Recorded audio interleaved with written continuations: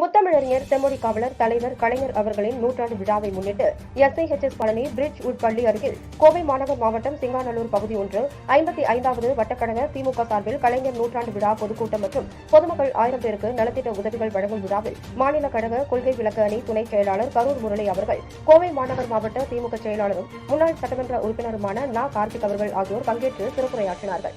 பின்னர் கோவை மாநகர் மாவட்ட திமுக செயலாளரும் முன்னாள் சட்டமன்ற உறுப்பினருமான நா. கார்த்திக் அவர்கள் பொதுமக்கள் 1000 பேருக்கு புடவைகள், வெட் கிரைண்டர் உள்ளிட்ட பல்வேறு நலத்திட்ட உதவிகளை வழங்கினார்.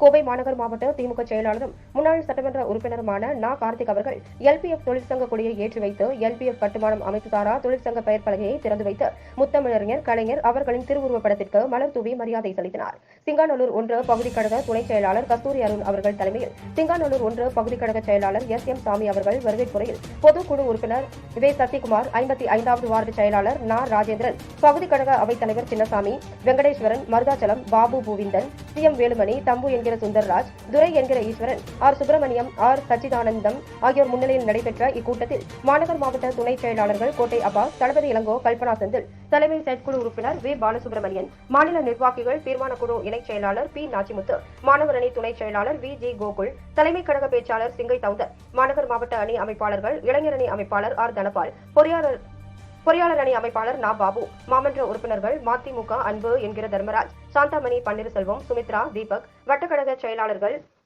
எல்பிஎஃப் சண்முகம், சுரேஷ்குமார், இளங்கோவன், ஆனந்த்குமார், இளைஞரணி துணை அமைப்பாளர்கள் லாரா பிரேம்தேவ், மணிகண்டன், மசூத், மாணவர் அணி துணை அமைப்பாளர் Deepak, LPF Krishnasamy, Idimuzhakkam Nataraj, R K. Mani, bonus Babu, Jayapal, Thambu, Kesavan, முன்னாள் எம்பி சந்திரசேகர், கனகராஜ், தம்பான், மதன்குமார், பிரின்ஸ், சுவிதா, ரவிச்சந்திரன், விஜயன், பகுதி கழக நிர்வாகிகள் ராஜேந்திரன், கீதா, செல்வராஜ், ரமேஷ், சந்திரசேகர், எம். அஸ்வின், பாலு, யமுனாதேவி, ரங்கராஜ், சந்திரசேகர், விமலாதித்தன், பழனிசாமி, தமிழ்ராஜ், பழனிசாமி, ஆர்.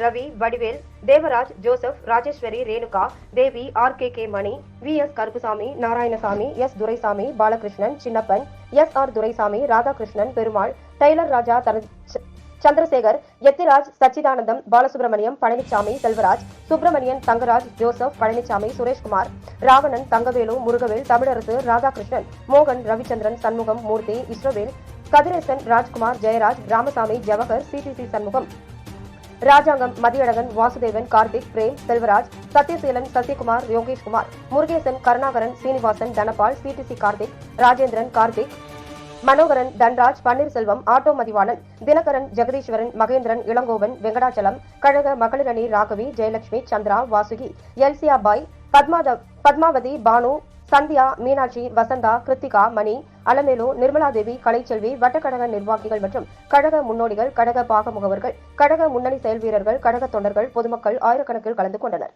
கூட்ட முடிவில் மாவட்ட பிரதிநிதி மு. செல்வராஜ் அவர்கள் நன்றியுரை கூறினார்.